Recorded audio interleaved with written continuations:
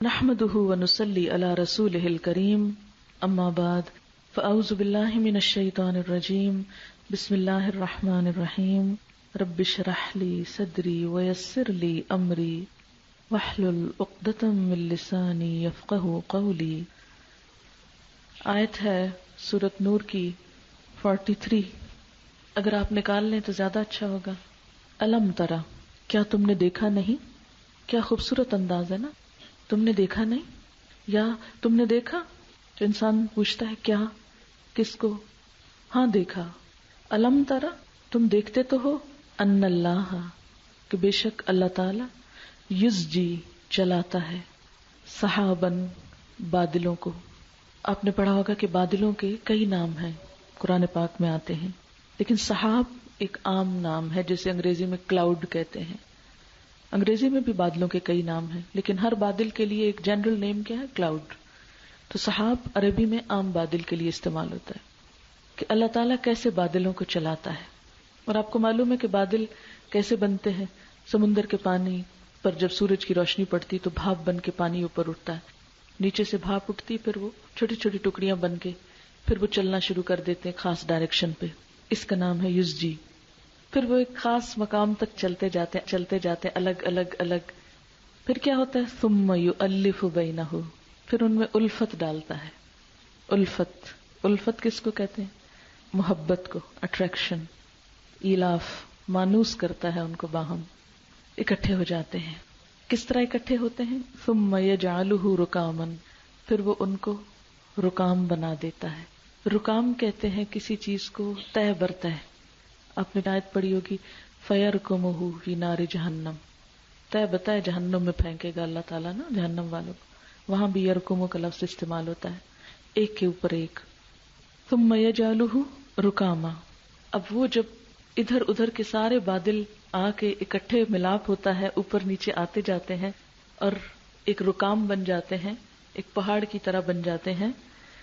پھر کیا ہوتا ہے؟ فَتَرَى الْوَدْقَ يَخْرُجُ مِنْ خِلَالِهِ، پھر تم دیکھتے ہو کہ بارش اس کے اندر سے نکلتی ہے، ان جمع شدہ بادلوں سے نکلتی ہے. وَيُنَزِّلُ مِنَ السَّمَاءِ، اور اتارتا ہے آسمان سے، مِن جِبَالٍ، پہاڑوں میں سے، یعنی آسمان پر بھی بادلوں کے پہاڑ ہیں. فیہا، اس میں، من بردن اولہ، یعنی جتنا اونچا چلا جاتا ہے نا بادل تو زیادہ اونچائی میں ٹھنڈ زیادہ ہوتی ہے، تو جو پانی کے قطرے ہوتے ہیں وہ جم جاتے ہیں اوپر جا کے. جو بادل نیچے ہوتے ہیں وہ اولے نہیں برساتے.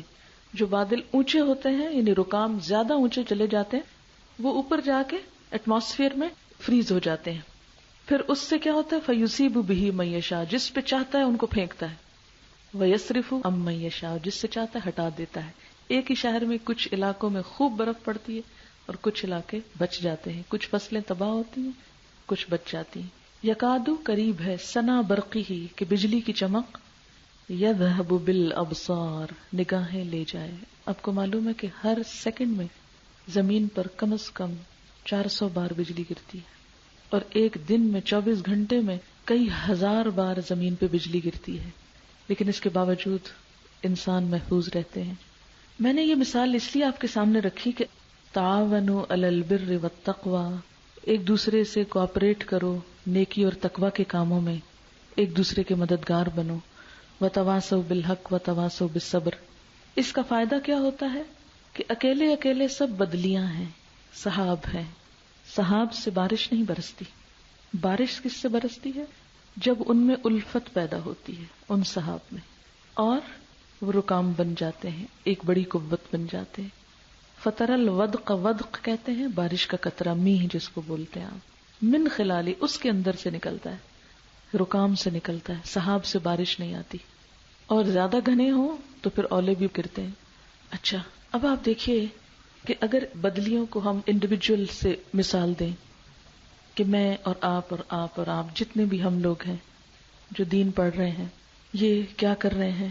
سب بدلیوں کی شکل میں ادھر ادھر تھے، ہر ایک کے اندر ایک خیر تھی، آپ میں سے ہر ایک اس قابل تھا. پھر کیا ہوا؟ اللہ تعالیٰ نے ہم سب کو یہاں لا ملایا. یہاں ہوتے ہوئے فَأَلَّفَ بَيْنَ قُلُوبِكُمْ فَأَصْبَحْتُمْ بِنِعْمَتِهِ إِخْوَانًا، پھر اس کی نعمت سے تم بھائی بھائی بن گئے. دین کے لیے باہم جو محبت پیدا ہوتی ہے، اب میں مہینے بعد آپ کے پاس آتی ہوں یا کم و بیش اتنے ہی، لیکن میں آپ کے بہت زیادہ نام بھی نہیں جانتی، مگر میرے دل میں آپ کے لیے ایک کھچاؤ ہوتا ہے کہ میں آؤں آپ کے پاس. تو میں کبھی سوچتی ہوں کہ میں تو اتنا جانتی بھی نہیں، پھر وہ کیا چیز ہے مجھے لے کر آتی ہے. وہ ایک الفت ہے نا جو اللہ نے ڈالی ہے. جب تعلق صرف اللہ کے نام پر ہوتا ہے تو یہ الفت پیدا ہوتی ہے جو الف بینہ. پھر اس کے بعد کیا ہوتا ہے؟ جب یہ الفت پیدا ہوتی ہے ثم یجلو رکاما، پھر سب ہینڈ ان ہینڈ سب اکٹھے ہو جاتے ہیں، جمع ہوتے ہیں، چھوٹی چھوٹی چیز پر سب مل جاتے ہیں. سوچ ایک ہے، مقصد ایک ہے، منزل ایک ہے. تو یہ تعلق قریب کرتا ہے. اگر یہ قریب رہے گا تو کیا ہوگا؟ پھر بارش برسے گی. بارش برسے گی تو ماحول بدلے گا، پولوشن ختم ہوگی، برائیاں ختم ہوگی اور نئی فضا پیدا ہوگی. زمین کے اوپر بارش برسنے سے خیر ہی خیر ہوتی ہے. ایک بندہ مومن جو من سلم المسلمون من لسانہ ویدہ بنتا ہے اور خیر کا پیغام لے کر آتا ہے تو اس کا نتیجہ کیا ہوتا ہے کہ لوگوں کے لیے امن اور بھلائی پیدا ہوتی ہے. کائنات کی ہر چیز اس کے لیے دعائیں کرتی ہے. ایسے لوگ زمین اور آسمان میں یاد رکھے جاتے ہیں. اللہ کے فرشتے ایسے لوگوں سے محبت کرتے ہیں. دنیا میں بھی ان کے لیے بھلائی ہے، بشریٰ لکم اليوم، اور آخرت میں بھی ان کے لیے بھلائی ہے کہ عرش الہی کے سائے تلے ہوں گے وہ لوگ جن کو صرف اللہ کی محبت نے جوڑا. کوئی دنیا کی غرض، مفاد، مقصد کچھ بھی نہ تھا، کوئی چیز نہیں بیچ میں، نہ کوئی مال ہے، نہ شہرت ہے، نہ کوئی نام ہے، نہ کچھ. کیونکہ اگر نام ہی ہوتا تو نام تو ہم جانتے ہوتے نا، کم از کم نام بھی نہیں پتا، پھر بھی محبت ہے. تو اگر یہ صرف خالصتاً اللہ کے لیے رہے، سچائی کے لیے رہے، نیک مقصد کے لیے رہے، تو آپ دیکھیے کہ اس سے اتنی خیر پھوٹے گی کہ گھروں کے گھر اور معاشرہ روشن ہوتا چلا جائے گا. لیکن اگر خود غرضیاں شامل ہو گئی، مفادات شامل ہو گئے، آپا دھاپی شروع ہو گئی، ہر شخص یہ چاہے کہ میرا نام ہو، میری پہچان ہو، میری ذات ہو، میری خود نمائی ہو، میری شہرت ہو، میں ہوں، تو دنیا میں بھی رسوائی ہے اور آخرت میں بھی رسوائی ہے. ایسے لوگ جو اپنے لیے جیتے ہیں دنیا میں بھی محبت نہیں پاتے. یاد رکھیے، خود غرض لوگوں کو دنیا میں کچھ نہیں ملتا اور آخرت میں بھی کچھ نہیں ملے گا. ہم سب کی بھلائی اس میں ہے کہ خود کو گم کر کے، خود کو، میں کو گم کر دیں کس میں؟ اللہ کی ذات میں. اگر ہم سب کا صرف ایک سمپل مقصد انسانیت کی بھلائی ہو تو ہم جہاں کہیں بھی ہوں وہیں خیر ہو سکتی ہے. ہماری ساری کوششوں کا مرکز کیا ہو؟ دین کا فائدہ، نہ کہ کوئی اپنا. اور جب انسان دین کا فائدہ سوچ لیتا ہے نا تو پھر خود کو بھلا سکتا ہے، ورنہ خود نہیں بھولتا. چونکہ آپ لوگوں کا اب کورس اینڈ پر آ چکا ہے تو ظاہر ہے کہ اس کورس کا مقصد یہ تھا کہ جو دین کی بات سیکھی ہے اس کو آگے کنوے کریں، جس کو عام طور پر آپ کیا بولتے ہیں؟ تبلیغ. ٹھیک ہے، تو دین کا میسج یا کوئی بھی میسج پہنچانے کے لیے تبلیغ اور ابلاغ سے کام لینا پڑتا ہے.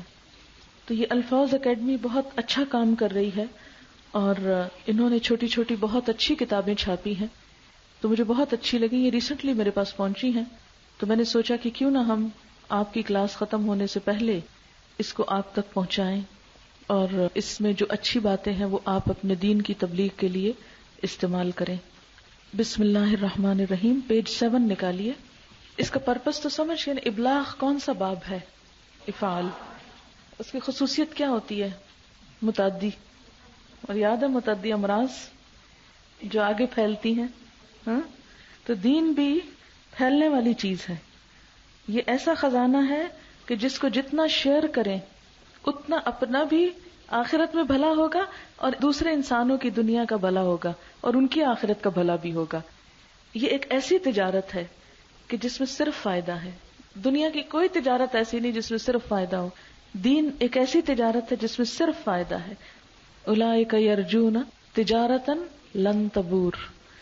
یہ ابلاغ جو ہے نا اس کو انگریزی میں کمیونیکیشن کہتے ہیں. ٹھیک ہے، کمیونیکیشن. آج کی ترقی یافتہ دنیا میں کمیونیکیشن کی بہت اہمیت ہے. آپ نے لفظ میڈیا بھی سنا ہوگا. میڈیا جو ہے وہ کمیونیکیشن کا ذریعہ ہے، اس کو ایک ذریعے کے طور پر استعمال کرتے ہیں. اور آج کوئی بھی بزنس جب شروع ہوتا ہے، خواہ ایک چھوٹی سی پروڈکٹ ہو نا، تو اس کو ایک بہت بڑی چیز بنا دیتے ہیں. کس سے؟ اشتہار کے ذریعے. اور اشتہار دینے کا نام کیا ہے؟ ابلاغ. آپ نے لفظ سنا ہوگا ذرائع ابلاغ. کیا معنی ہوتا ہے؟ پہنچانے کے ذریعے کیا ہے. تو ہم تو دنیا میں آئے ہی اس لیے کذالک جعلناکم امۃ وسطا.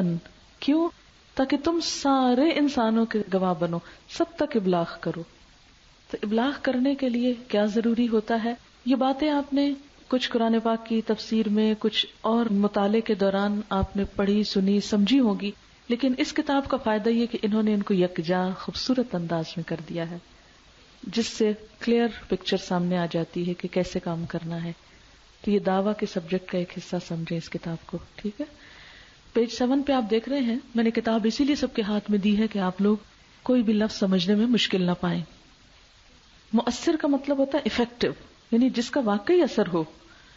آپ نے یہ بھی دیکھا ہوگا کہ بہت سے لوگ بات تو کرتے ہیں مگر ان کی بات کا کوئی اثر نہیں ہوتا ہے نا. یہ مسئلہ کہ نہیں؟ بہت ہے نا. تبلیغ تو بہت لوگ کرتے ہیں لیکن اثر نہیں ہوتا. تو ہمارا کیا دل چاہتا ہے کہ ہم ایسی تبلیغ کریں، ایسی بات کریں. قل لہم فی انفسہم قولا بلیغا، جو اندر اتر جائے، افیکٹو ہو، تو اس سے دین کا فائدہ ہوگا. تو مؤثر ابلاغ کے 3 بنیادی لوازمات ہیں. نمبر 1 علم، نمبر 2 سیرت و کردار، اور نمبر 3 مہارتیں، سکلز. نالج، کیریکٹر اور سکلز. نالج تو آپ نے حاصل کیا، کیریکٹر آپ کا بنا، اب سکلز آپ کو چاہیے. آگے کیسے بتائیں؟ ہاں؟ اور جو کمیونیکیٹ کرنے والا ہوتا ہے نا، یا وہ معلم ہوتا ہے یا داعی ہوتا ہے. داعی کون ہوتا ہے؟ دعوت دینے والا، لوگوں کو انوائٹ کرنے والا، یا اس کو مبلغ کہتے ہیں، یا پھر منتظم ہوتا ہے. یاد رکھیے، دعوت کا کام صرف تدریس نہیں، دعوت تنظیم سے بھی ہے، اسی لیے منتظم اسی میں شامل ہے. آج تک عموماً ہمارے اسٹوڈنٹس کا جو رجحان رہا ہے وہ یہ ہے کہ اگر ہم قرآن پڑھائیں گے نا تو ہم بہت بڑا کام کریں گے، اور اگر ہم قرآن پڑھانے کے لیے کرسیاں لگائیں گے تو یہ بہت چھوٹا کام ہوگا، اور اگر کہیں جھاڑو دینے کا کام ہمارے ذمے ہو گیا تو ہم تو مارے گئے. نہیں، اس خیال کو ہمیں اپنے ذہن سے نکالنا ہے. جگہ بنانا، لوگوں کو بلانا، بٹھانا، پڑھانا. بلکہ آپ اس کو نیچے سے دیکھیں نا، اوپر جاتے ہوئے، تو سب سے پہلی ذمہ داری ہے منتظم کی. ٹھیک ہے، کہ وہ جگہ بنائے پہلے. پھر ہے دائی. مبلغ اور دائی ایک چیز ہے. دائی کون ہے؟ کہ لوگوں کو بلا کے لاؤ، انوائٹ کرنے والے. اور پھر معلم، ان کو آگے سکھائے. یہ جب تینوں آپس میں ایک دوسرے کی کوآپریشن کریں گے تو بہترین کام سامنے آئے گا. اللہ تعالیٰ نے ہر شخص کو مختلف پیدا کیا ہے کہ نہیں؟ کچھ لوگ انتظام میں بہت اچھے ہوتے ہیں، کچھ لوگ لوگوں کے ساتھ پبلک ریلیشننگ میں بہت اچھے ہوتے ہیں. وہ ہر ایک کو کنونس کر لیتے ہیں، آؤ بات سنو، یہ کتاب پڑھو، اس درس میں جاؤ، یہ کیسٹ سنو، یہ کرو. آپ نے سورۃ النحل پڑھی ہوگی، بندہ مومن اور شہد کی مکھی کا جو باہم ریلیشن ہے اس کو کمپیئر کیا ہوگا. شہد جب بنتا ہے تو آپ کو معلوم ہے کہ کچھ مکھیوں کا کام کیا ہوتا ہے. ایک کوئین ہوتی ہے، پھر اس کے بعد کچھ ورکرز ہوتے ہیں، کچھ گارڈ ہوتے ہیں جو چھتے کے آس پاس رہتے ہیں. تو ان سب کی جو باہم کوآپریشن ہوتی ہے اس سے شہد بنتا ہے. سب کوئین نہیں بن سکتے اور سب ورکر بھی نہیں ہو سکتے، سب گارڈ والا کام بھی نہیں کر سکتے. تو دین کو بہترین طریقے سے پھیلانے کے لیے نمبر 1 منتظم، نمبر 2 داعی، انوائٹ کرنے والے، اور نمبر 3 معلم، پھر بیٹھ کے پڑھانے والے. ہر شخص خود کو بھی اس پیمانے میں جج کرے کہ وہ کس چیز کے لیے زیادہ سوٹیبل ہے. اچھا، بسا اوقات ہم سوچتے ہیں کہ ایک بہت بڑے کراؤڈ کو درس دینے کا بڑا ثواب ہے نا؟ یہ ہمارے ذہن میں خیال بڑا ثواب ہے اگر ایک بڑی ہیوج گیدرنگ ہمارے سامنے بیٹھی ہو اور ہم کیوں ان بن کے اس میں بیٹھے ہوں اور بڑے اچھے اچھے درس دے رہے ہو، کیا شان ہے. یہ ہے نا نیکی. اور اگر ہم سے یہ کہا جائے کہ تم اس میں کرسیاں لگوا دینا، تم کو لو یہ کرنے کا کام ہے، کرسیاں ہم لگائیں اور درس کوئی اور آ کے دے، اور ہم کیوں نہ درس دے، فلانا کیوں دے. اس طرح شیطان بھی ہم میں داخل ہو جاتا ہے. شیطان یہ کرتا ہے کہ ہم سے ایسے کام کراتا ہے جس سے شہرت اور سب پانی پھر جائے اور جس کام کو چھپ کے کرنے میں اجر عظیم ہے، بنیاد بننے میں وہ ہم نہ بنے. منتظم جو ہوتا ہے نا، بنیاد ہوتا ہے ایک عمارت کی. مجھے بتائیے کوئی عمارت بنیاد کے بغیر کھڑی ہو سکتی ہے؟ نہیں ہو سکتی. تو جس عمارت کی بنیاد ہی نہ ہو اس نے کھڑے کیا ہونا ہے؟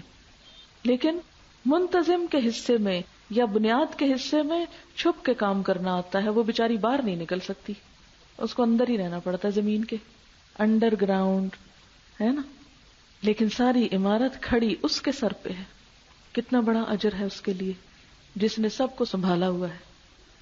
لیکن عموماً ہم اس کام کو اجر کا کام نہیں سمجھتے، کیونکہ شیطان ہم کو انڈر گراؤنڈ دیکھنے ہی نہیں دیتا کہ ادھر بھی کوئی اجر کا کام ہو سکتا ہے. ایک شخص ہے وہ لوگوں سے بات ہی نہیں کر سکتا، اگر ہم اس کو کہیں جاؤ لوگوں کو درس کے لیے بلا کے لاؤ، وہ کیا کرے گا؟ کچھ نہیں کرے گا. ایک شخص پڑھا ہی نہیں سکتا، وہ بولتا ہے تو کسی کو سمجھ ہی نہیں آتی، تو اس کو ہم معلم بنا کے بٹھا دیں تو لوگوں کا کباڑا نہیں ہوگا؟ ہوگا نا. وہ بولتا ہے لوگوں کو بات ہی پلے نہیں پڑتی، ہم نے اس کو معلم بنا دیا، وہ سوٹیبل نہیں تھا معلم بننے کے لیے. تو دعوت یا تبلیغ کا کام یا ابلاغ کا کام صرف معلم بننے میں نہیں ہے. جب ہم پورا قرآن پڑھتے ہیں نا کہ تبلیغ کرو تبلیغ کرو، ہم سمجھتے ہیں کہ تفسیر پکڑو اور لوگوں کو پڑھانا شروع کر دو، کوئی ایک لے کے بیٹھ جائے، کوئی دو لے کے بیٹھ جائے. تو یہ اصل میں کیا ہے؟ اس پورے پروسیجر کا نام ہے مؤثر ابلاغ کے 5 مرحلے. نمبر 1 آئیڈیا، خیال. نمبر 2 پیغام، میسج. ایک آئیڈیا آ گیا کسی کو، اب وہ آئیڈیا آگے کیسے پہنچے گا؟ پیغام کی شکل میں. مثلا میں کراچی بیٹھی ہوتی ہوں نا، تو میں یہاں کے لیے سوچتی ہوں، مجھے آئیڈیاز آتے ہیں، فوراً فون اٹھاتی ہوں اور یہاں فون کرتی ہوں، میسج دیتی ہوں، یہ فلاں کو کہہ دو، یہ کر لو. نمبر 3 پیغام کی ترسیل، جس کو کہا کہ تم آگے پہنچاؤ، مثلا آمنے سامنے، زبانی یا بذریعہ فون یا حرکات و سکنات اور تاثرات سے یا خط، فیکس، ای میل وغیرہ، پیغام پہنچ گیا. اب کیا ہے؟ Message received. وہ کیسے ہوتا ہے؟ تقریر سے، توجہ کے ساتھ سنی اور سمجھی گئی، تحریر سے، غور سے پڑھی اور سمجھی گئی. بعض اوقات پیغام دینے والا تو دے دیتا ہے، اگلے کو سمجھ ہی نہیں آتی، یا اس نے خط غور سے پڑھا ہی نہیں ہوتا کیا کہا کسی نے، یا پڑھا اور سمجھا ہی نہیں کیا لکھا ہے کسی نے، کوئی چاہتا کیا ہے. پھر پیغام سمجھ کر ذہن میں محفوظ کر لیا گیا. اب اگلا ہے فیڈ بیک، اطلاع. پھر اس کے بعد آپ نیچے دیکھیے کہ موصول کنندہ کون ہوتا ہے؟ جس نے میسج ریسیو کیا ہو، اس کی تفہیم پیغام کے بارے میں رائے. تفہیم کیا ہوتا ہے؟ سمجھانا. یعنی جس نے پیغام لیا ہے اس کی کیا رائے ہے پیغام سمجھنے کے بارے میں. کس طرح ہوتا ہے وہ؟ دوران پیغام نظری رابطہ. مثلا اگر آپ کسی کو دے رہے ہیں میسج اور وہ آپ سے نظر ہی نہیں ملا رہا، وہ دیکھ رہا ہے کہیں اور، آپ کنوے نہیں کر سکتے بات، ہے نا. چہرے کے تاثرات، حرکات و سکنات. بعد اس پیغام آمنے سامنے یا دوسروں کے ذریعے، تحریری، رسمی، بذریعہ جائزہ فام، غیر رسمی، تحریری رپورٹ. اب خیال اور پیغام کا فرق. خیال دراصل کسی بنیادی اور اصلی تصور، نظریے، فکر، منصوبے یا نصب العین کا نام ہے. مؤثر ابلاغ کی ضرورت اسی وقت محسوس کی جاتی ہے جب آپ کے پاس کوئی خیال، کوئی نظریہ، کوئی فکر اور کوئی نصب العین ہو، ورنہ آپ کو آئیڈیاز نہیں آئیں گے. اگر آپ کو کوئی نصب العین نہیں نا تو خیال بھی نہیں کوئی آئے گا آپ کو، جس کے حصول کے لیے آپ کو دیگر انسانوں کے تعاون کی ضرورت ہو. خیال اور نظریے کو اپنی اصلی شکل میں جوں کا توں پیش کرنے سے دیگر افراد کی خاطر خواہ حمایت حاصل نہیں ہو سکتی جب تک کہ اس خیال کو پیغام کی زبان میں منتقل نہ کر دیا جائے. ٹھیک ہے؟ جیسے اسلام کیا ہے؟ ایک نظریہ. اب میں ایک اور اگزامپل سے سمجھاؤں گی بات. لیکن اس نظریے کو ہم نے کیا بنانا ہے؟ پیغام. لوگوں تک پیغام پہنچانا ہے اللہ کا، ہے نا. میسنجرز اسی لیے آئے، یہ اسی لیے میسج ہے نا. اور پیغمبروں کو پیغمبر کیوں کہا گیا؟ میسنجرز، میسج لانے والے. کوئی اور لفظ کیوں نہیں کہا گیا؟ میسج کی تعریف. مؤثر ابلاغ میں کسی خیال یا کسی نظریے کو مناسب اور موزوں الفاظ کا جامہ پہنانے کا نام پیغام ہے. یعنی کسی خیال کو الفاظ کا لباس پہنانے کا نام کیا ہے؟ پیغام. آپ کو یاد ہوگا میں نے ایک مثال دی تھی کہ لفظ کیا ہوتا ہے. جیسے بادام ہوتا ہے نا، تو ایک اس کا خول ہوتا ہے اور ایک اس کے اندر گری ہوتی ہے، ٹھیک ہے نا. جو لفظ ہوتا ہے نا یہ خول ہوتا ہے، اور جو اس کا میننگ ہوتا ہے نا وہ اندر کی گری ہوتی ہے. اگر اندر کی گری کو اگنور کر دیا جائے تو لفظ کیا چیز ہے؟ کچھ بھی نہیں. بعض بادام توڑیں تو اس کے اندر سے کیا نکلتا ہے؟ کچھ بھی نہیں نکلتا. تو اس خول کا کوئی فائدہ؟ ایسی باتوں کا کیا فائدہ جو کسی کی سمجھ میں ہی نہ آئے؟ وہ کیا ہوئے؟ خالی خول ہوئے. تو ہم نے کیا کرنا ہے کہ اس کے اندر والے حصے پر بھی توجہ دینی ہے. اندر والا حصہ کیا ہے؟ وہ اصل نظریہ ہے. اور اس کو اللہ تعالیٰ نے کس طرح بھیجا؟ الفاظ کے جامع میں. اب آپ دیکھیے کہ جیسے پھل اللہ تعالیٰ ہمیں کس طرح بھیجتے ہیں. کینو، کیلا، انار تو مزید اور پیکنگ چھوٹی چھوٹی میں ہوتا ہے. کینو بھی پھر چھوٹی پیکنگ میں ہوتا ہے. اگر آپ کینو کھولیں اس کے اندر سے ڈلیاں نکلتی، ڈلیاں پھر کھولیں تو پھر اندر سے ایک ایک ڈراپ پیکڈ ہے. اب دیکھیے کہ اسی طرح اللہ تعالیٰ نے بھی جو قرآن میں ہمیں بھیجے ہیں نا میسیجز، تو یہ پیکڈ ہیں. تو جب آپ گرامر پڑھتے ہیں، جب آپ ان کا ترجمہ دیکھتے ہیں تو اندر سے کھولتے جاتے ہیں نا، اس کا کیا معنی ہے، اس کا پھر اس سے آپ لطف اٹھاتے ہیں. پیغام کوئی دعوت بھی ہو سکتی ہے، کوئی منصوبہ بھی، کوئی ہدایت بھی ہو سکتی ہے، کوئی اطلاع بھی، کوئی رپورٹ بھی ہو سکتی ہے، کوئی روداد بھی. روداد کیا ہوتا ہے؟ جو گزری. پیغام کوئی تجویز بھی ہو سکتی ہے، کوئی سفارش بھی. مؤثر ابلاغ میں سب سے پہلا مرحلہ یہ ہے کہ آدمی خیال کو پیغام میں بدل دے. یہ اہم بات ہے. آپ سب کے پاس جب آپ تفسیر سنتے ہوں گے تو اچھے اچھے خیال آتے ہوں گے، آتے ہیں نا؟ لیکن بہت سے لوگوں کے خیال جہاں سے اٹھتے ہیں وہیں بیٹھ جاتے ہیں. اٹھے ادھر ہی بیٹھ گئے. ان کو پیغام نہیں بنایا آپ نے اور دوسروں تک کنوے نہیں کیا. میں جب آپ کی ایج میں تھی نا، میں قرآن پڑھتی تھی تو جو خیال میرے اندر اٹھتے تھے میں ان کو لکھا کرتی تھی. یہ جو آپ سے کاپیاں بنوائی ہوئی ہیں نا کہ اپنے 5 رولز لکھے ہیں، اصول بنائیں، یہ اصل میں ہے تو جبری کام. لیکن ہماری قوم کی مشکل یہ کہ ذرا کہیں کہیں جبر کرنا پڑتا، پھر وہ کام کرتے، پھر آہستہ آہستہ ان کی عادت ہو جاتا ہے. آپ نے کسی میچ کے شوقین کو میچ دیکھتے دیکھا ہے؟ کیا کرتے ہیں وہ؟ کیسے دیکھتے ہیں؟ انہیں ادھر ادھر کی کوئی ایک تو فکر نہیں ہوتی، اور دوسرا کیا کرتے ہیں؟ اچھل رہے ہوتے ہیں. گول ہو گئے، اچھل گئے، کبھی تالیاں بجانے لگے، کبھی ان کو کوئی خبر نہیں کہ ہم کیا لگ رہے ہیں اس وقت یہاں بیٹھ کے عجوبے. کوئی ذہن میں لائیں کسی کو ایسے ٹی وی کے آگے بیٹھے ہوئے اور آپ دور سے دیکھ رہے ہیں اس کو شیشے کے پیچھے سے، کر کیا رہا ہے؟ جنون لاحق ہو گیا اس کو. اس لیے کہ اس کو خیال آ رہے ہوتے ہیں، وہ اپنے خیالوں سے اچھل رہا ہوتا ہے نا، خیال انجوائے کر رہا ہوتا ہے. اچھا، قرآن ایک ایسی چیز ہے کہ جس کو پڑھ کے آپ چین سے بیٹھ ہی نہیں سکتے. میں تو نہیں بیٹھ سکی تھی. میں جب قرآن پڑھتی تھی یا سنتی تھی کہیں درس وغیرہ تو میرے دل میں ایک ابال آتا ہوتا تھا کہ یہ اتنی اچھی بات ہے نا، سب کو بتا دوں، سب تک پہنچے. لیکن اس وقت میں اتنی چھوٹی تھی کہ مجھے سمجھ نہیں آتی تھی مجھے کرنا کیا ہے. یہ سنا ہوا تھا تبلیغ کرتے ہیں سب کچھ، لیکن کیسے کرتے ہیں اسکلز نہیں پتا. اچھا، میں ایک کام کرتی تھی، میں دعائیں بہت مانگتی تھی. مجھے اچھی طرح یاد ہے کہ میں اس وقت اسلامی جمعیت طالبات میں تھی، لاہور میں تھے تو ان کا اجلاس ہوا تھا. 3 دن ہم وہاں رہ کے آئے تھے.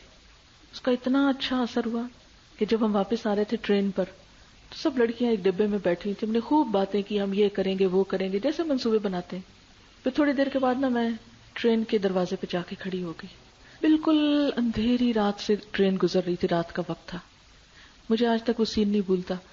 میں نے دروازے میں کھڑے ہو کے باہر کا اندھیرا دیکھ کے اللہ تعالیٰ کو یاد کیا اور میں نے بہت دعا مانگی کہ اللہ تعالیٰ جو باتیں میں نے سیکھی ہیں نا تو مجھے آگے پہنچانے کی توفیق دے. کبھی کبھی جب میں یہ پہنچا رہی تھی تو مجھے اپنا وہ دن یاد آتا ہے کہ وہ میں نے اس وقت دعا ایک مانگی تھی. لگتا ہے میری وہ دعا قبول ہوگی کیونکہ وہ بہت سچے دل کی دعا تھی. کیونکہ جب نیا نیا اثر ہوتا ہے نا تو پھر دعائیں بھی اندر سے نکلتی ہیں، اور جو پرائرٹیز بدل جاتی ہیں نا پھر دعائیں بھی انسان عقل سے مانگتا، ہاں واقعی فائدہ ہوگا اگر یہ کریں. تو ایک وقت ہوتا ہے دل سے کچھ کرنے کا اور ایک وقت ہوتا ہے عقل سے کرنے کا. عقل سب کی کہتی ہے جنت اچھی جگہ اور ہم کو جانا چاہیے وہاں، سب کہتے ہیں نا، اور سب عقل سے کہتے ہیں کہ نیک کام کرنے چاہیے، تبلیغ ہونی چاہیے، سب باتیں. لیکن دل اس میں آدھا ہی شامل ہوتا ہے ہمارا. لیکن کچھ وقت ایسے آتے ہیں کہ جن میں ہمارا دل ڈوب جاتا ہے. میں آپ سب کو یہ کہوں گی اس وقت دعا مانگا کریں جب دل ڈوبا ہوا ہو. جیسے قرآن سنتے ہیں نا، آپ رو رہے ہوتے ہیں، اس کو صرف رونے تک نہ رکھا کریں، اس وقت سچے دل سے دعا مانگا کریں اللہ تعالیٰ ہم سے تو اپنی پسند کا کام لے لے. یہ جو اتنی اچھی باتیں ہیں یہ دوسروں تک بھی پہنچا دیں ہم کسی طرح.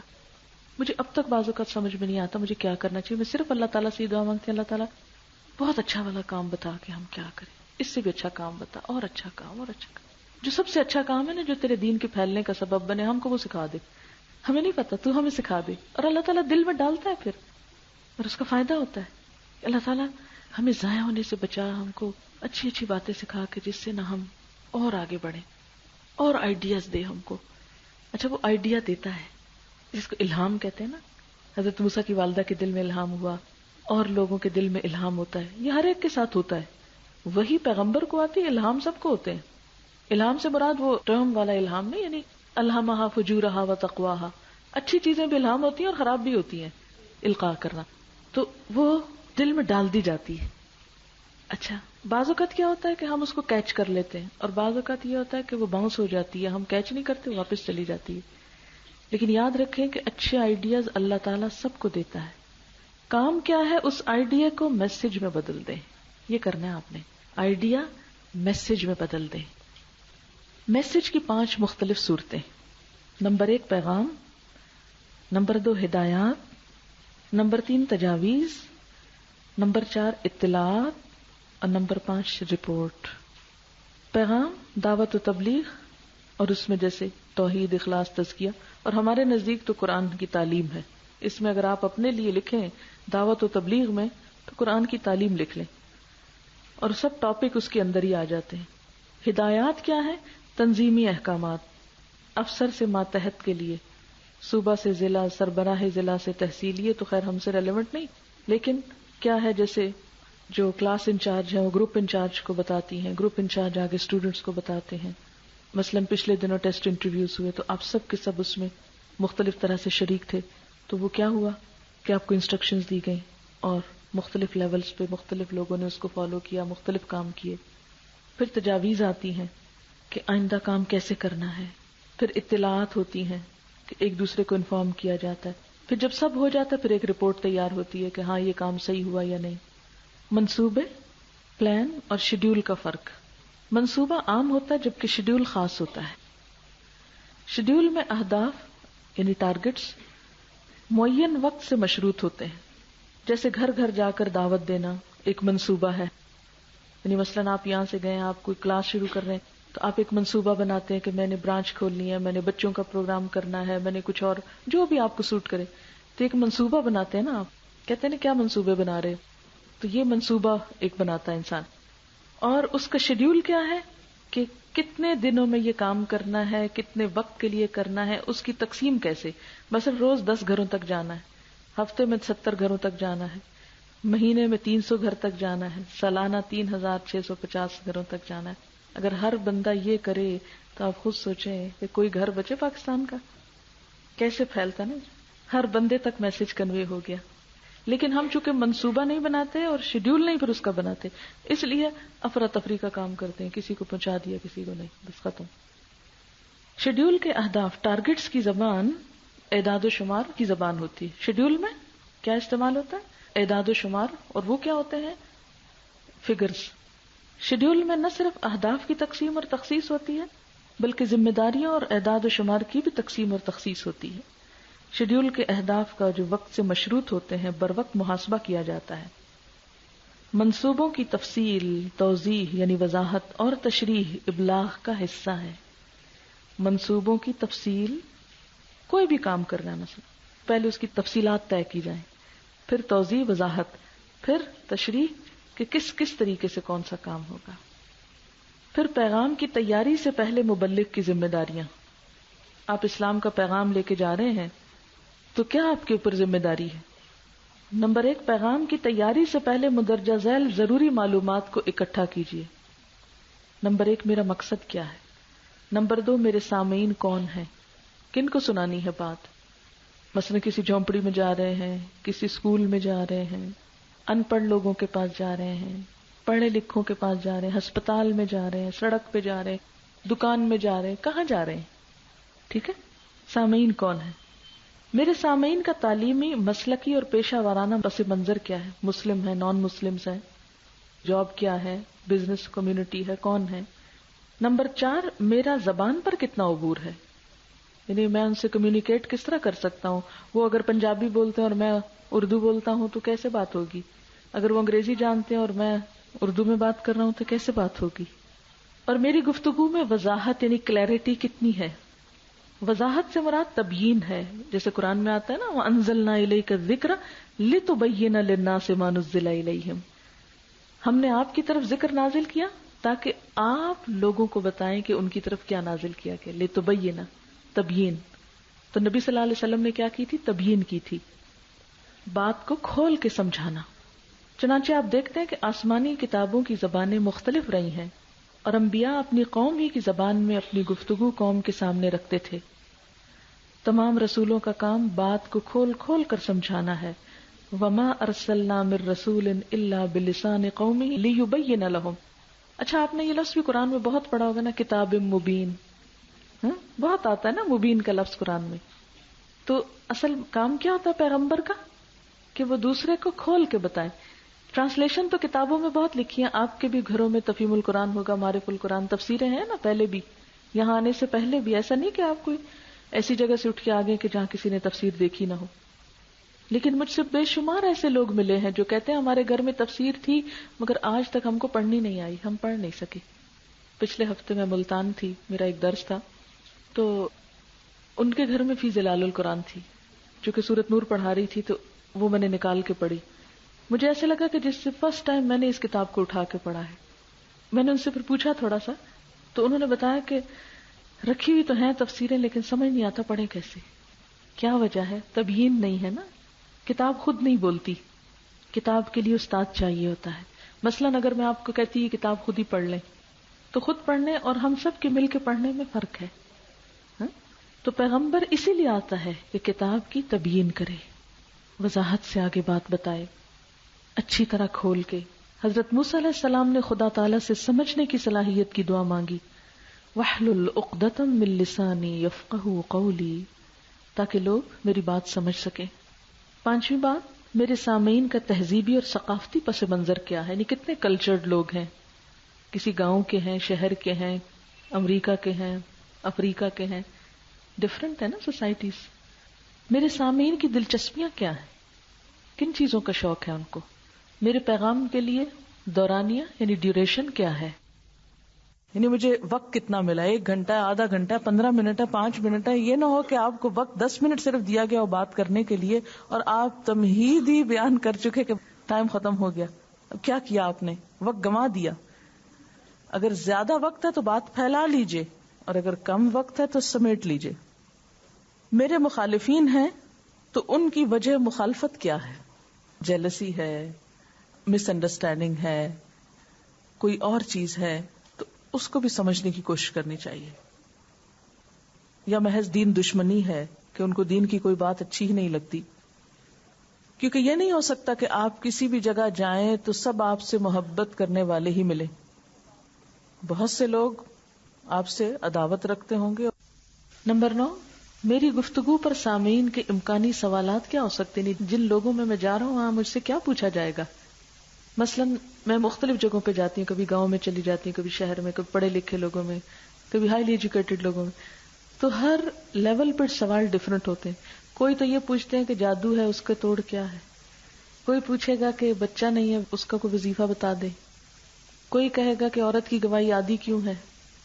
کوئی کہے گا کہ دین پڑھنے کی ضرورت کیا. کوئی کہے گا حجاب کا کیوں حکم ہے. تو ڈفرینٹ سوال آتے ہیں. اگر آپ بچوں کے کسی اسکول میں جائیں تو وہ کچھ اور پوچھیں گے، اگر آپ کالج میں جائیں کچھ اور سوال ہوں گے، یونیورسٹی میں جائیں کچھ اور سوال ہوں گے. مطلوبہ معلومات کے ذرائع کون کون سے ہیں اور کہاں سے مہیا ہوں گے.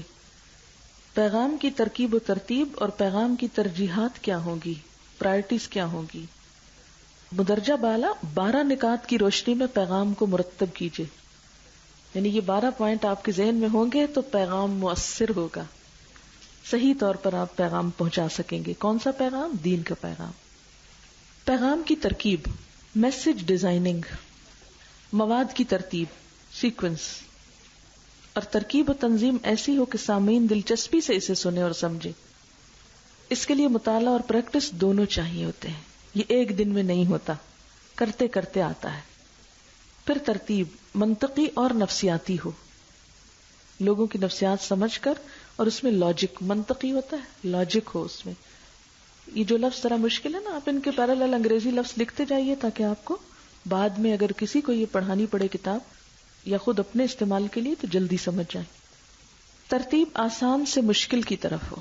شروع میں کیا کریں؟ آسان بات کریں. پہلے سامعین کے ذہن کو تیار کریں. مثلا میں جب درس دیتی ہوں نا تو درس سے پہلے میں چند ایک ایسی باتیں کرتی ہوں کہ جس سے سامعین کی تھوڑی دلچسپی اور ضرورت ان کے ذہن میں آ جائے، پھر آگے چلیں. جیسے کوسچن ریز کیے جائیں یا کائنات کی کچھ باتیں کی جائیں، کچھ بھی ایسی چیز. ترتیب معلوم سے نامعلوم کی طرف ہو تاکہ بات دل میں اتر جائے. پہلے وہ باتیں کی جائیں جو لوگوں کو پتا ہوتی ہیں، مشکل باتیں نہ ہوں ورنہ لوگ اکتا جائیں گے. وَقُلْ لَهُمْ فِي أَنفُسِهِمْ قَوْلًا بَلِيغًا. دوسری بات یہ کہ مشکل الفاظ، مشکل تصورات، مشکل اصطلاحات کی تسہیل، تشریح اور توضیح، سمپلیفیکیشن کی طرف خصوصی توجہ دیجیے.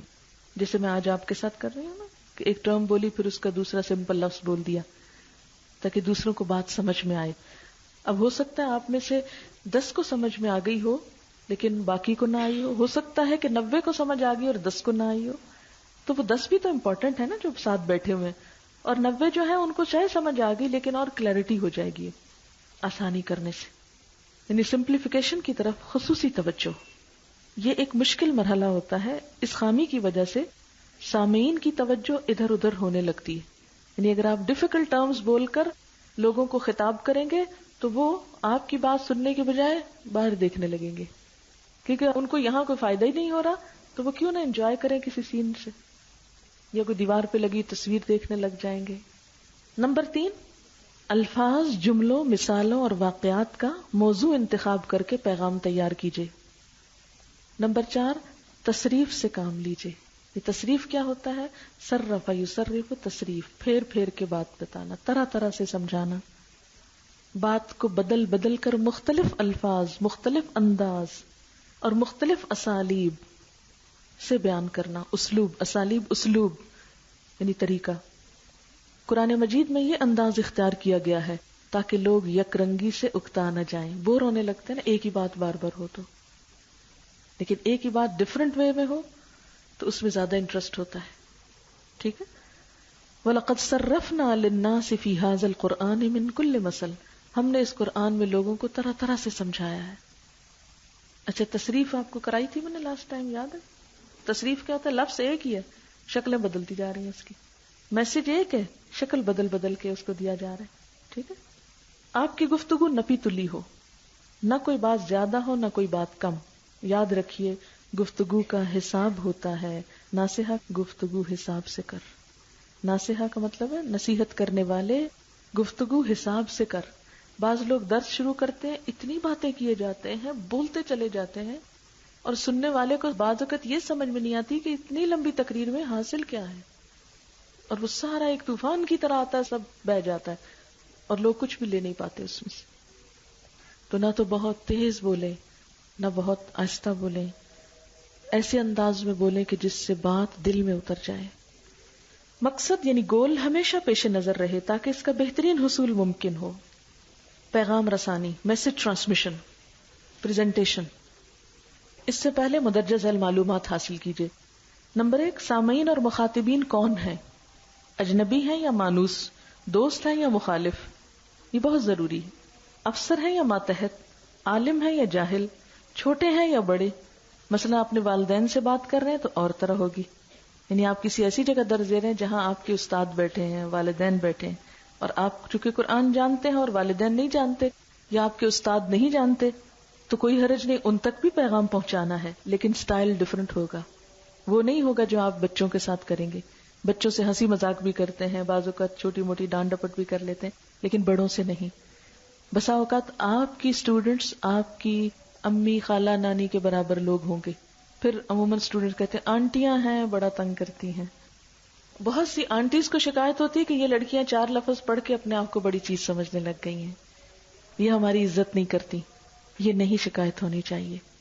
چاہے ہم بڑوں کو پڑھا رہے ہیں مگر عزت سے پڑھائیں، کیونکہ ہمارا مقصد کیا ہے؟ میسج کنوے کرنا، نہ کہ استاد بن کے دکھانا. سامعین کی استعداد کیا ہے، ان کی کوالیفیکیشن کیا ہے، ان کی دلچسپیاں کیا ہیں، مشغلے کیا ہیں، مسئلے کیا ہیں. آپ سے سامعین کی توقعات کیا ہیں، کم از کم توقعات کیا ہیں، زیادہ سے زیادہ توقعات کیا ہیں. فوری توقعات کیا ہیں, عمومی توقعات کیا ہیں. توقعات کا مطلب ہوتا ہے ایکسپیکٹ کرنا. کیا ایکسپیکٹ کرتے ہیں وہ آپ سے, کہ آپ ان کو کیا دیں. زیر بحث معاملے میں توقعات کیا ہیں, طویل المدتی توقعات کیا ہیں. اس کے لیے میں 2 دلچسپ مثالیں آپ کو دوں گی. جیسے کراچی میں آج کل میری صبح کی کلاس 3 گھنٹے کی ہوتی ہے, شام میں جو درس ہوتا ہے وہ 1 گھنٹے کا ہوتا ہے, اس سے زیادہ میں نہیں. کچھ 1 مہینے سے میری طبیعت خراب ہے تو گھنٹے کو بھی میں نے 45 منٹ کر دیا یا آدھا گھنٹہ. اب وہ لوگ جو صبح سن کر جاتے ہیں ان کی توقع کیا ہوتی ہے کہ یہ اب بھی لمبا بولیں گی, وہ اس کے لیے پریپیئرڈ ہوتے ہیں اور میں نہیں بول سکتی, وہ مایوس ہوتے ہیں. اسی طرح جو لوگ نئے آتے ہیں ان کی توقع کیا ہوتی ہے کہ وہ جلدی ختم ہو جائے, تو مکس گروپ ہو جاتا ہے, مشکل پڑتی ہے. بعض اوقات لوگوں کے ذہن میں پہلے سے کچھ باتیں بیٹھی ہوتی ہیں, وہ دیندار لوگ ہوتے ہیں, وہ سمجھتے ہیں کہ آپ ان کی مرضی کی بات کریں گے, جب آپ نہیں کرتے وہ مایوس ہوتے ہیں. مثلا پچھلے دنوں میں نے شب معراج اور ماہ رجب پہ بات کی, لوگ بہت خوش ہوئے, انہوں نے کہا کہ آپ اس کیسٹ کو ریلیز کریں. میں نے کہا ٹھیک ہے کرتے ہیں, تاکہ عوام میں جو چیزیں پھیلی ہوئی ہیں وہ ٹھیک ہوں. اس کے ہفتے بعد لوگ مجھ سے اصرار کرنے لگے اب آپ شب رات پہ بات کریں. اچھا, اب یہ دونوں ہیں تو شب معراج اور شب برات ملتی جلتی چیزیں ہمارے معاشرے میں, لیکن شب معراج میں کیا تھا, حضور صلی اللہ علیہ وسلم تشریف لے گئے تھے اور اس میں اتنی سیکھنے کی باتیں تھیں, وہ میں کیسٹ آپ کے لیے لائی ہوں دعویٰ کے سبجیکٹ کے تحت, تاکہ کل آپ کو اگر بات کرنی پڑے تو آپ کے ذہن میں آئیڈیا ہو. سب آنے والے بہت خوش ہوئے, بہت انہوں نے کہا کہ جی ہمیں تو بہت کچھ پتا چلا اور انہوں نے انجوائے کیا. اس کی وجہ یہ تھی کہ معراج پر آپ صلی اللہ علیہ وسلم نے جو منظر دیکھے تھے اور جو نصیحت کی باتیں ہیں, اس سے انہیں ایک سینس آف اچیومنٹ ہوئی کہ انہوں نے کچھ سیکھا ہے اور یہ کام ہم نے کرنے ہیں, بجائے اس کے کہ ہم اس رات میں چند کام کریں, ہمیں تو زندگی بھر یہ کام کرنے. اچھا, اب کیا ہوا, شب رات ہوئی تو شب رات میں تو کوئی ایسی چیز ہی نہیں ہے کہ جو رات کو کریں یا دن کو کریں. میں نے کہا جی اس میں تو صرف شعبان کے روزے رکھنے, اور وہ بھی پہلے 15 دن, اور وہ اس دن تک گزر گئے تھے. اب وہ تھوڑی ان کو مایوسی ہوئی, اتنے جوش و خروش سے لوگ آئے تھے کہ پتہ نہیں ہم کو کتنی فضیلتیں پتہ چلیں گی اور کیا کچھ ہمیں کرنے کو ملے گا. انہوں نے تو سیدھا یہ کہہ دیا کہ جی اس میں کوئی بات ہی نہیں ہے خاص. چپ ہو گئے لوگ بےچارے, کیا کہتے. اس دن چھٹی تھی 9 نومبر کی, اسکول ٹیچرز تھی اور لوگ جن کو پتہ چلا وہ آ گئے کہ جی آج ہمیں شب رات کے بارے میں بتایا جائے گا کہ ہم نے کیا کرنا ہے. وہ ایکسپیکٹیشن ان کی کچھ اور تھی, اور جب انہوں نے سنا تو وہ خالی ہاتھ تھے, تو ان کو کرنے کو کچھ نہیں ملا, لہٰذا وہ تھوڑے سے ڈس اپوائنٹ ہو کر گئے. تو یہ ضرور ذہن میں رہے کہ یہ کیا توقع لے کر آئے ہیں, اور اب ان کو بالکل خالی ہاتھ اس طرح نہیں چھوڑنا. وہ بھی لیکچر ریکارڈ ہوا ہے, کسی وقت ممکن ہو تو سن لیجئے. اب بہت سٹریس میں نے نہیں کیا یہ بدعت ہے, یہ حرام ہے, یہ نہ کریں وہ نہ کریں. مجھے پتا تھا کہ اس سے ایک دم ویکیوم ہو جائے گا اور یہ کولیپس ہو جائیں گے, یہ برداشت نہیں کر پائیں گے. بہت آہستہ آہستہ آہستہ آہستہ میں چلی, لیکن مجھے پتا تھا یہ ایکسپیکٹ کیا کر رہے ہیں اور میں ان کی ایکسپیکٹیشن کے خلاف کس طرح جا رہی ہوں. اور ٹیکل ہو گیا معاملہ کہ مجھے کوئی خاص مخالفت کا سامنا نہیں کرنا پڑا, اور نہ کسی نے آ کے بدتمیزی سے کہا کچھ, لیکن مجھے لگ رہا تھا کہ جیسے وہ ایک ہوتا نا کچھ بھرپور ہو کے جانا اور ایک اچھا پھر کچھ نہیں کرنا. تو وہ جو توقع ہوتی ہے نا اس کو جاننا ضروری ہوتا ہے, اور اگر ہم توقع پوری نہ کر سکیں تو بہت مایوس بھی نہ کریں کہ لوگ ریئیکٹ کرنے لگیں نیگیٹو طریقے سے, کہ پیغام متاثر ہو. پیغام کو نہیں متاثر ہونے دینا, وہ تو کنوے کرنا ہی ہے. اور یہ بھی میں نہیں کر سکتی تھی کہ ان کو خوش کرنے کے لیے میں کوئی جھوٹ موٹ باتیں بتا دوں ان کو, یہ تو نہیں میں کر سکتی نا. پیغام تو مجھے حق ہی دینا ہے, کیونکہ بعض اوقات لوگ جھوٹی حدیثیں گھڑ گھڑ کے سنانے لگتے ہیں صرف لوگوں کو خوش کرنے کے لیے. آپ نے علوم الحدیث میں پڑھا ہوگا کہ موضوع حدیث کا سبب کیا تھا, واعظین اور قصاص, قصے سنانے والے اور واعظ سنانے والے, کیونکہ لوگ ان سے ایکسپیکٹ کیا کرتے تھے, یہ ہم کو ایسی ایسی باتیں سنائیں کہ ہم واہ واہ کرتے رہیں بیٹھ کے. تو وہ ایک قصہ گوئی کی محفلیں بن گئی, جسٹ فار انجوائمنٹ. ایسی گیدرنگ میں آتے تھے اور انجوائے کر کے چلے جاتے تھے.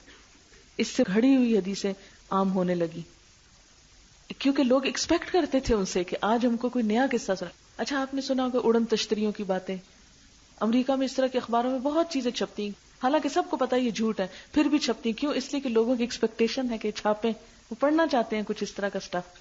فکشن جو ہوتی ہے اس میں کیا ہوتا ہے, بیسیکلی توقع رکھتے ہیں نا.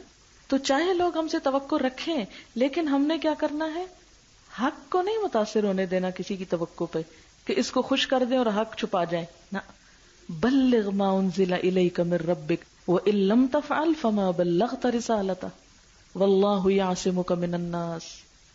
خود ہی ٹھیک ہو جائیں گے لوگ. لوگوں کی فکر نہ کرو، لوگوں کے خوف سے، لوگوں کی توقع سے میسج کو ڈسٹارٹ نہیں کرنا.